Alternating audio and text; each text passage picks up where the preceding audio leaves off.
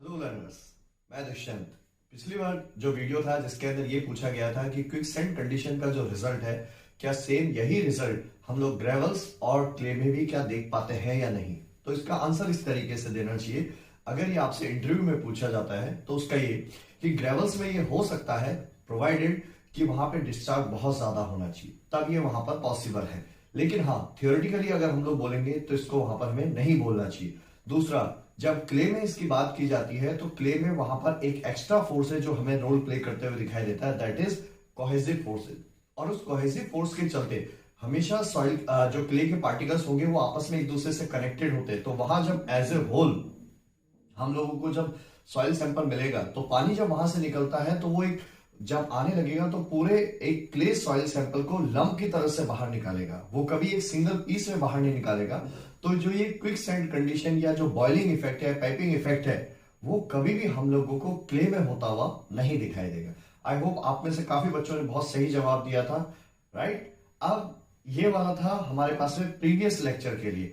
अब इसी में हम लोग एक नया कंसेप्ट है जिसको हम लोग अब यहां से आप लोगों के लिए कैरी करते हैं। आप लोगों ने देखा होगा कि कभी कभी जैसे हम लोग बात करते हैं सी बीच पे चलने के लिए, ठीक है। तो सी बीच मतलब समुद्र का जो किनारा होता है उस पे जब हम लोग चलते हैं या उसके आसपास की जगह जब देखते हैं तो वहां पर सैंड में हमें वहां पर तीन तरह की कंडीशन है जो दिखाई देती है। सपोज जैसे यहां से पानी आ रहा है, बीच का एरिया है और उसके बाद में कुछ सैंडी एरिया होगा और लास्ट में इधर भी सैंड है। लेकिन हम लोग जो ये मिडल वाला पोर्शन है यहाँ पे वॉक करना हमारे लिए पॉसिबल होता है। इसके इधर वाले पोर्शन के अंदर पानी में है तो वहां पे वॉक करना पॉसिबल नहीं होता है। इनफैक्ट हमारा पैर जहां रखते हैं तो वो थोड़ा दस्ता हुआ चला जाता है पानी के मूवमेंट के साथ साथ में। यहां नहीं होता है। इसके ऊपर वाले कंडीशन में जाएंगे तो वहां पे भी चलने में भी हम लोग अनकंफर्टेबल है, जो हमें फील होता हुआ दिखाई देगा। इनफैक्ट बच्चों, आप लोगों ने मूवीज पे भी देखा होगा, नहीं तो खुद वहां पे चलते हुए भी फील करोगे कि इसके ऊपर रन करना पॉसिबल है। बाइक, कार वगैरह, इनका सबका मूवमेंट, हॉर्स राइडिंग वगैरह भी यहां पर की जाती है, मूवीज में आप लोगों ने देखा होगा। तो ये सारी कंडीशन है जो इस जोन में पॉसिबल है।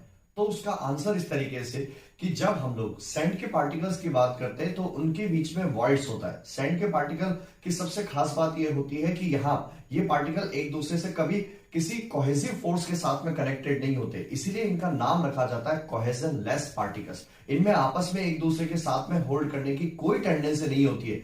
तो जब वो टेंडेंसी नहीं है तो फिर इस जोन में ऐसा क्या हुआ, और वो था यहाँ पर कुछ हद तक मॉइस्चर कंटेंट है जो वहां पर क्रिएट होता है, and that is the moisture content. उसका एक नाम दिया जाता है, उसको बोलते हैं कैपिलरी मेनिस्कस।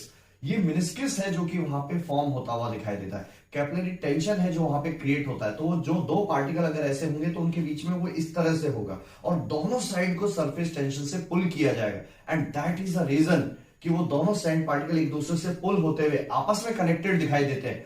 तो जब तक वो और उनके बीच में उनका यहां पर गैप भी क्रिएट हो चुका होता है, जिसके चलते वो दोनों एक दूसरे से दूर भी दिखाई देंगे। तो एक तरह से क्या दिखाई देगा कि वहां पे हीव बन चुका है, और इसी के चलते जब वहां एक दूसरे के बीच में देखेंगे तो पार्टिकल्स वहां एक स्पेशल स्ट्रक्चर है जो फॉर्म होता हुआ दिखाई देता है, and that is called as a honeycomb structure. उसका एक नाम दिया जाता है। लेकिन बच्चों, इसी का एक डिसएडवांटेज भी क्रिएट हो गया और एडवांटेज भी क्रिएट हो गया।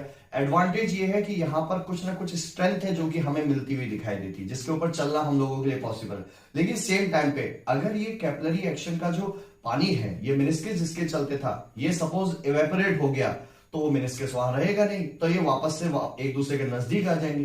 दूसरा, अगर पानी बहुत ज्यादा होगा तो भी ये मेनिस्कस टूट जाता है। इसीलिए वही सैंड पार्टिकल जब पानी में जाता है तब वहां पर ये मेनिस्कस टूटने के चलते स्ट्रेंथ नहीं मिल पाती है, और जब ये थोड़ा सा इधर चला जाता है तो वो पानी वहां से इवेपोरेट हो चुका होता है, ये हट चुका होता है, इसके चलते स्ट्रेंथ नहीं बनती है। लेकिन यहां जो हमारे पास में ये वाला जो पोर्शन है, जो मिडिल वाला पोर्शन है, यहां पर वॉक करना पॉसिबल है सिर्फ और सिर्फ इस कैपिलरी एक्शन के चलते। अब बच्चों, यहां पर ये तो था इसका एडवांटेज या इसके स्ट्रेंथ के साथ। आज का जो क्वेश्चन है वो आप लोगों के लिए वो इस तरीके से, जहां ये हमारे पास में इसका ये कैपिलरी मेनिस्कस के चलते, कैपिलरी टेंशन के चलते, सरफेस टेंशन जो यहाँ पे क्रिएट हुआ है, जिसके चलते कहीं ना कहीं पे ये पार्टिकल एक दूसरे से दूर जा रहे हैं, राइट। तो उसका वॉल्यूम है जो कि हमें इंक्रीज होता हुआ दिखाई देता है। हालांकि इसी का नाम रखा जाता है बल्किंग ऑफ सैंड, ये है जिसको हम लोग यहाँ पे बोलते हैं। अब मैं आप लोगों से आज का क्वेश्चन ये पूछता हूं कि जब भी कभी इस बल्किंग ऑफ सैंड की बात करते हैं तो हम लोगों को जब भी कभी सैंड को परचेज करना होता है तो क्या उसे हमें बाय वेट परचेज करना चाहिए या बाय वॉल्यूम परचेज करना चाहिए? इसका आंसर कमेंट बॉक्स में दीजिएगा। मिलते हैं आप लोगों से नेक्स्ट वीडियो के अंदर। Let's crack it. Thank you.